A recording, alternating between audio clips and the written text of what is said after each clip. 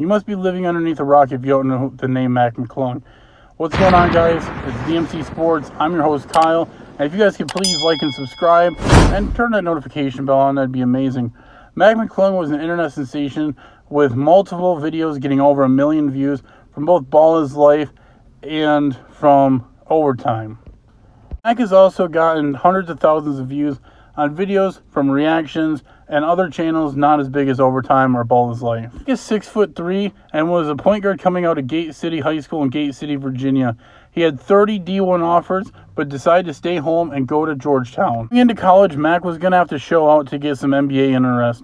Not because of his size or athleticism, but because of his outside shooting. He needed to work on his defense and just all-around polish off his game. After a pretty solid freshman year, he wasn't enough to gather any NBA interest, so he returned for his sophomore season where he would have a foot injury and miss some games, but still averaging 15.7 points a game.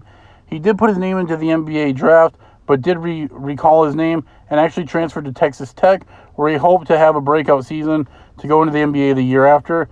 That year wasn't much better. He only averaged 15.5 points a game, which is still good, but his assist and rebound numbers were still low. But that season at Texas Tech was actually very good. There was a lot of eyes on him, so he decided to stay into the 2021 NBA draft, and he actually went undrafted, but signed with the Los Angeles Lakers directly after.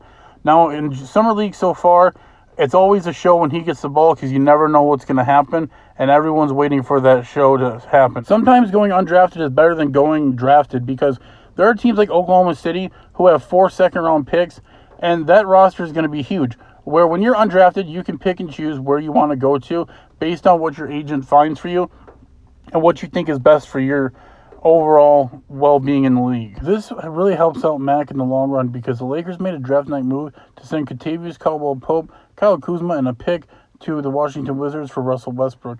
Now, what this means for Mac McClung, adding another point guard isn't really ideal, but at the end of the day, the Lakers are going to be strapped salary-wise, paying out LeBron, Anthony Davis, and Russell Westbrook, who are all pretty much on max deals. Salary tied up in 3 players, that means the Lakers have to make a move to get some veteran players who want to play in LA for cheap, or get undrafted free agents who are looking to make a roster in LA for a couple of years. Each team is allowed two-way players on their deals, which means that they can play both in the G League and in the NBA, be brought up and brought down, but their salaries aren't on the books, meaning that they have 0 salary cap implications. The Lakers' two-way contract players, Kostas Antetokounmpo, the brother of Giannis and Giannis, actually signed to play in France, so he's not on the books anymore, and that opens up 1 two-way contract player. Positive the Lakers will sign Mac to one of those two-way contract deals, but Mac really isn't a true point guard, and he's too small to play the 2 guard, and only averaging about 2.6 assists in college